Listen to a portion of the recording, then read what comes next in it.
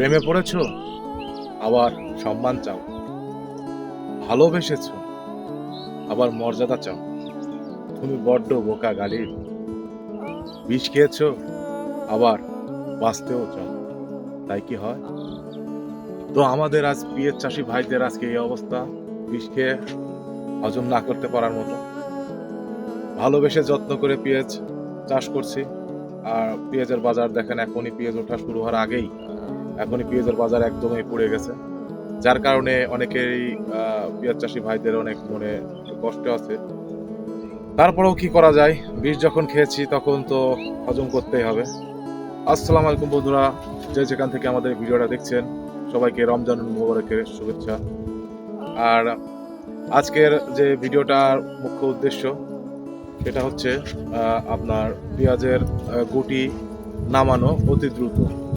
দেরি করার প্রয়োজন মনে করছে না, কারণ এখন আর সর্বোচ্চ 15 থেকে 20 দিনের মধ্যে পেঁয়াজের গুটি যদি নেমে না যায় তাহলে আপনার পেঁয়াজটার গুটি খুব একটা ভালো হবে না, পেঁয়াজের ফলনটাও ভালো হবে না। কারণ যে পরিমাণ গরম এবং রৌদ্র পড়েছে তাতে পেঁয়াজের অবস্থা এখন আস্তে আস্তে দিনে দিনে খারাপ হয়ে যাবে। আর পেঁয়াজে অলরেডি খোল পোড়া রোগ শুরু হয়ে গেছে। পেঁয়াজের পাতা হলুদ হয়ে আস্তে আস্তে পেঁয়াজ বসে যাচ্ছে। আর সামনে আর কিছুদিন গেলে গাছ অনেকটাই শুকিয়ে যাবে। তো এই জন্য আগে থেকে আমাদের এই পদক্ষেপটা নিতে বাধ্য হচ্ছি। পেঁয়াজটা নামায় ফেলতে হবে। আর যে বিষয়টা খেয়াল রাখতে হবে যে জাব, চেলা জাব যেটাকে বলে, চেলা জাবটা কি আছে কিনা। না থাকলেও আপনার চেলা জাবের জন্য আপনার স্প্রেটা করতে হবে। তো আমি আজকে বিশেষ কিছু কীটনাশক ব্যবহার করব, যেগুলোতে আপনার পেঁয়াজ নামতে সাহায্য করবে, প্লাস খোল পোড়া রোগটা কিছুদিনের জন্য স্বাভাবিক করবে এবং আপনার চেলা জাব যেটাকে বলা হয়, তো চেলা জাবটা থেকে আপনার পেঁয়াজটাকে সুরক্ষিত রাখবে। তো বন্ধুরা, আজকের মিশ্রণটা তৈরি করে নেওয়া যাক। তো বন্ধুরা, আজকে আমাদের মিশ্রণে থাকছে, প্রথমে থাকছে ফ্লোরা, যেটা পিজিআর। এটা রেজাল্ট খুবই ভালো। এটা আপনার পেঁয়াজের খুবই উপকারে আসে। আর এখানে রাখছি মিম পটাশ। এটার পরিবর্তে আপনারা এসওবি দিতে পারেন, উপাদান একই।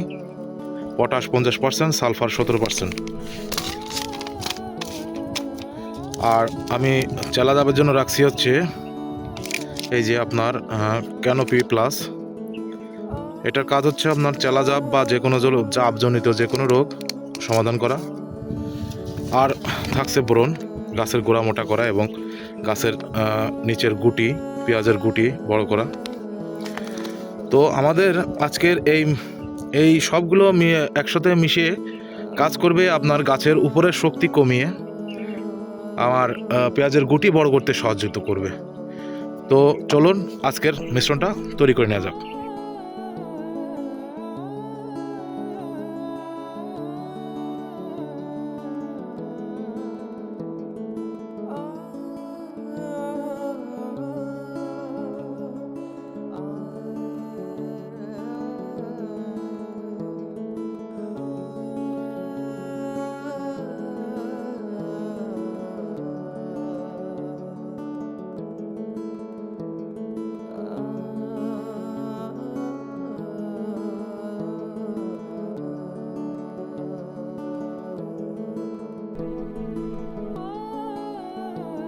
তো আজকে এই ভিডিওটা মুখ্য উদ্দেশ্য ছিল যে পেঁয়াজের খোল পোড়া রোগ এবং পেঁয়াজ নামানোর জন্য কি করণীয়, পেঁয়াজের গুটি বড় করার জন্য করণীয়।